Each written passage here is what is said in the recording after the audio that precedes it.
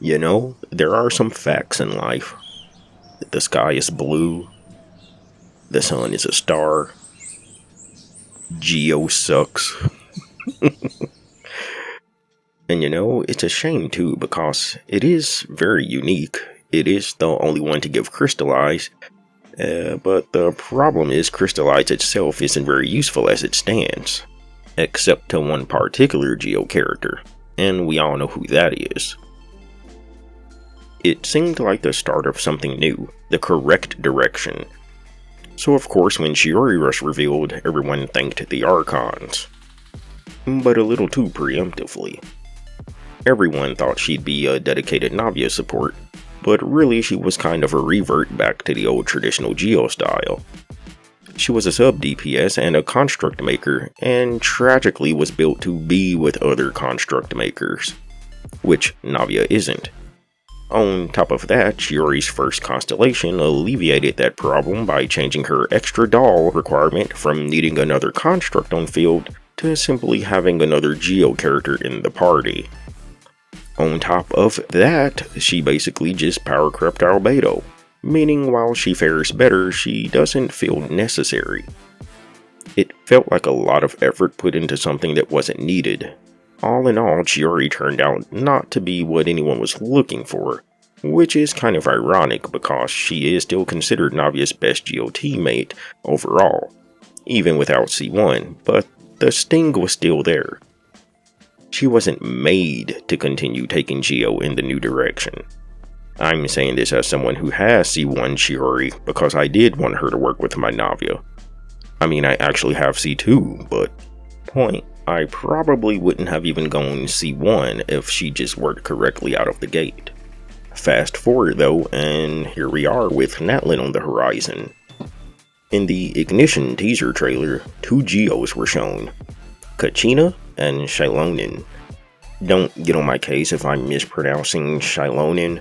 I looked the name up on pronunciation sites to hear real non-AI people say the name, and that's how I heard it said. Anyway, yeah, 2 new GEOs. Following Navia, it would be great if we could say without a doubt that Kachina and Xilonen will take GEO in a new direction, but Chiori gives room for reservation. On one hand, it seems like they're willing to go in a new direction, and on the other hand, we see that they are just as fine with the status quo. I have high hopes for Kachina and Xilonen. This is really the opportunity to just overhaul GEO, and I feel like it needs to happen now, or basically never. We're going into Natlan, guys, think about that. The Tevat chapter is almost done. What could Kachina and Xilonen do for GEO though? Lots. I mean, the sky is the limit here, and I'm here to just go over a few ideas. When examining Navia, we found her success to be for a couple of reasons. 1, she made use of Crystallize in a useful way, and 2, she was made to work without the need of mono GEO. In fact, she prefers at least 2 non-GEO allies of differing elements for her Ascension 4 passive, which gives her extra attack for having non-GEO teammates. This is the groundwork for making new and exciting GEO characters. Crystallize could be the key to this. The Crystallize concept itself isn't bad. The fact that elemental shards give shields in a game where shields are so abundant by other means is bad. But Navia shows that it can definitely work. So use her as a blueprint. What could new GEO DPSs do with it? Well, imagine a Catalyst DPS similar to Ningguang, who also uses the elemental shards similarly to Navia. The more shards you collect can be the bigger the multiplier, sure, just like Navia, but it could also be taken in another direction.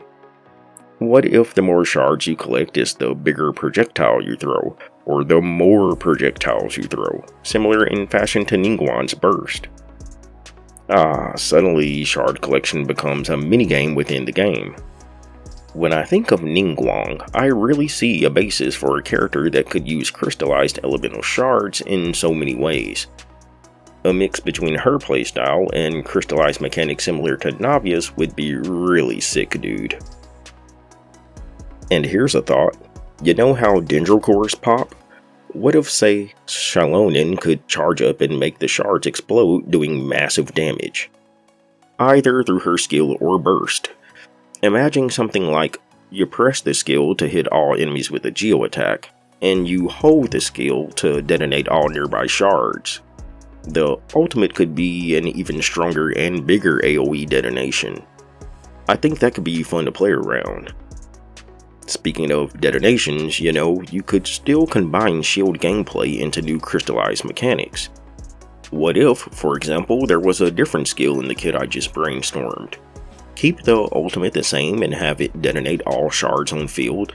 However, for the skill, change it so that the skill button detonates your own Crystallized shield and does massive AoE.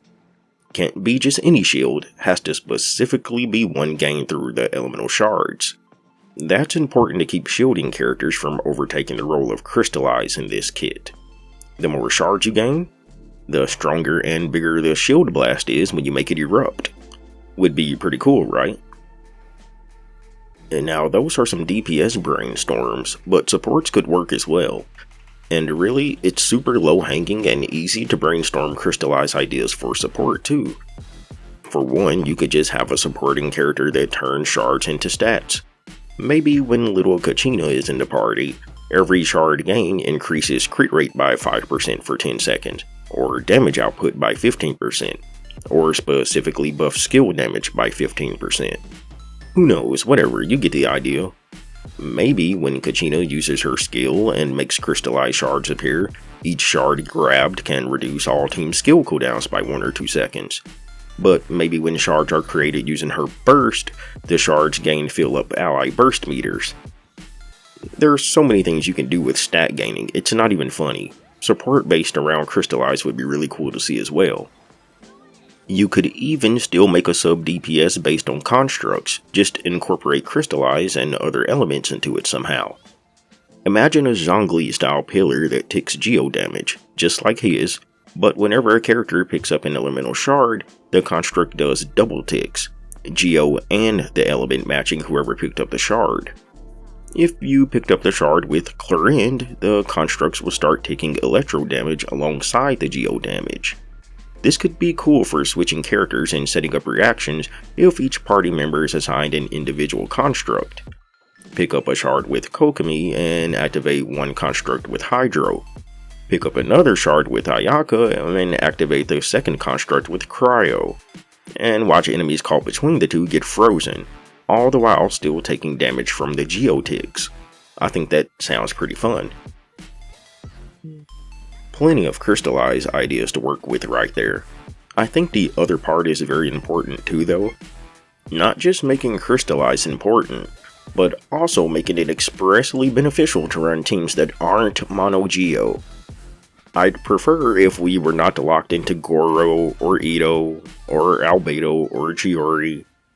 Navia's Ascension passive that wants elemental teammates was so smart.